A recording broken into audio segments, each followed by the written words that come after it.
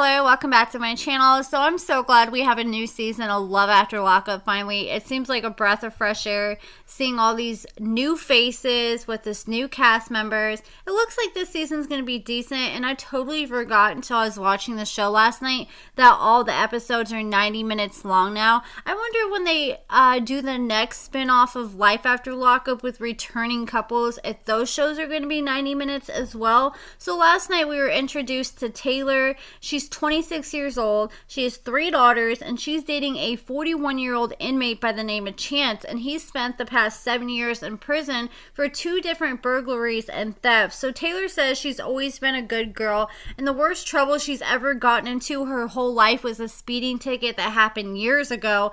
And Taylor explained in her intro that Chance went to prison for robbing a bank inside of a grocery store, and she said he flirted with the lady at the counter and pretty much told her to give him the money, and she did it.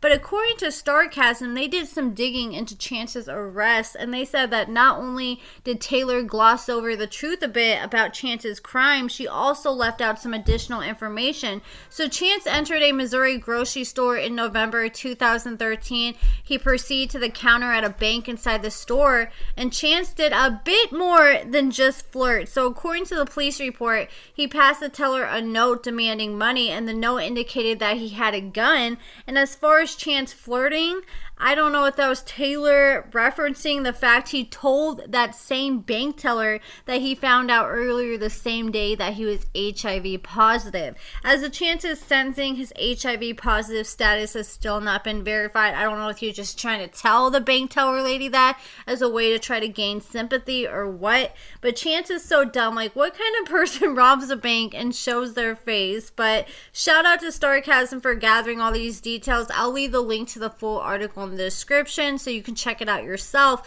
But it said in addition to the note, Chance told the teller to not to get loud or make this noticeable or it won't be good, and he walked out of the bank with just over $1,000 in cash. So Chance didn't have much time to enjoy his money as he was identified with a surveillance video and was arrested later the same night. And what little time Chance had, he managed to live life to the fullest because he just had over $460 left of the stolen money when he was apprehended later that night. So he spent over $540 in a matter of hours, and he told police that he spent the rest of the money on dinner, beer, and gas. And another minor fact that Taylor left out of her arrest story is that the bank robbery wasn't the only one he was convicted of. So a couple months prior to the bank robbery that we heard about in last night's episode, Chance also robbed a hair salon in pretty much the same matters. So for that robbery, he showed up in the disguise we see on the right. So he was wearing a large floppy hat, dreadlocks wig, and a denim overalls, and Chance was caught on surveillance camera wearing the dreadlock getup while leaving the same grocery store he would rob a couple months later. So I'm not sure if he was planning on robbing that grocery store that day and then chickened out at the last minute or what happened. But here are some photos of the different robbery disguises, and Chance eventually pleaded guilty to both robberies, and he was sentenced to 22 years in prison in July of 2014. So the court records indicate that he received 10 years for one of the charges and 12 years for the other, and the sentences were concurrent, meaning that Chance had to serve them back to back. So as Taylor states in her intro, Chance served more than 8 years before his scheduled release for the show. So I guess Taylor isn't new to dating bad boys, because she said that she met Chance through her ex, who was locked up in prison with him. So after Taylor and her ex broke up, Chance called her phone and tried to get a hold of her ex, and they ended up talking for hours.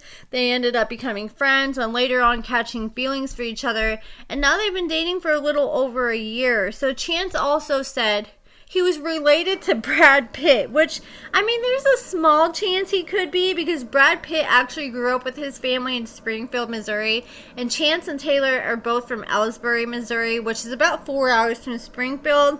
Like, I'm from Missouri myself, and I looked it up, and Chance and Taylor, they live about 3.5 hours from me, but I just don't see the resemblance when they showed side-by-side pictures of Chance and Brad Pitt.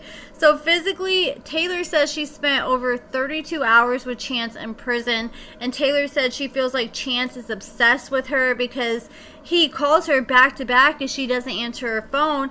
And then he starts having his friends call Taylor to try to get a hold of her. And she thinks that all this controlling crap is just cute. But it's not going to be cute if his controlling side starts coming out in front of Taylor's 3 young daughters. So Taylor lives with her twin sister and they're pretty much best friends. Taylor's twin is the total opposite of her. Like, Taylor is the innocent good girl of the family, and Taylor's sister, she's been to prison a few times now. She said one time she went for a gun charge and another time she went for a theft charge. But now she's trying to turn her life around and she's a huge part of Taylor's life. So Taylor's sister was trying to warn Taylor, like, hey, I've been in prison before. There's plenty of guys I just talked to just pass the time by. And Taylor doesn't even want to think about all that. She kind of seems like somewhat naive. And she's convinced that Chance is the one because he's already brought up marriage to her in one of the prison visits. So like I said earlier, Taylor has 3 young daughters. She has an 8-year-old, a 5-year-old, and a 4-year-old. So the 8 and the 5-year-old, they're from Taylor's high school sweetheart, Jake, that she was with back in 2015. And he got a ride from one of his friends, and his friend was going 120 miles per hour, and he ended up flipping the car, and Jake ended up passing away tragically from a result of that crash. So Taylor ended up meeting another man and having her 4-year-old daughter with him, but they ended up growing apart and they broke up. And she said they have a decent co-parenting relationship and he takes their daughter on the weekends, but they don't really talk anymore unless it's about their daughter. So then Taylor went and picked up her daughters from school, and on the car ride home, one of her youngest daughters said she wants to go to prison so she can go see Chance. And Taylor's response was, you can't go to prison, you're too young. So I guess Taylor's just out here making prison sound fun to her daughters like it's summer camp or something. Like, if I was that girl's mom, I'd be like, you can go visit Chance if you want to, but you don't want to stay in prison or live in prison because that's where people go when they get in trouble. And it's just not a good place to be overall, and you don't want to get in trouble. So then Chance called Taylor from prison and told Taylor that a few guys got out early on parole, and one of the officers told Chance that he saw an envelope with his name in it. So Chance believes there's a chance he may end up getting out of prison early, and Taylor was super thrilled to hear that. So Chance sitting here and he don't got a pot to piss in, but he's already making plans to make a room for Taylor's twin in the garage and attempt to move her out of her room into there so they can have more privacy. So Chance isn't a fan of Taylor's twin sister Bobby, because one time when Taylor was on the phone with Chance, Bobby was in the background begging Taylor to take her to her ex-dope dealer's house to pick up her mail, and Taylor gave in and she did, which that kind of seems sus. But Taylor said Bobby, her twin sister, is such a big important part of her life, and she's pretty much a package deal that comes along with Taylor. And Taylor said that Chance is pretty much just going to have to learn to accept that Bobby is going to live with Taylor. But Chance is concerned that Bobby can be a bad influence on him, and he doesn't want to be around anyone like that when he gets out.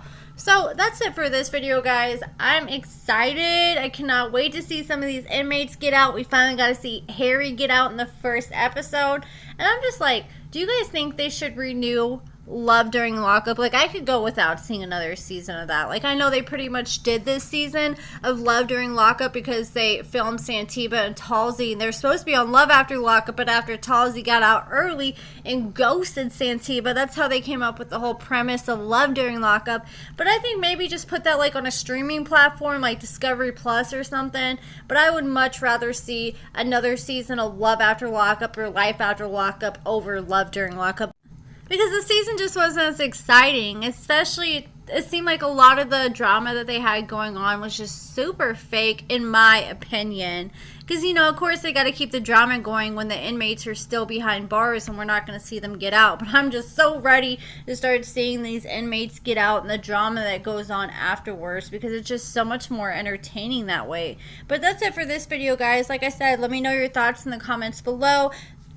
Make sure you give this video a thumbs up, subscribe. Thank you so much for watching, and I hope you guys all have a great weekend.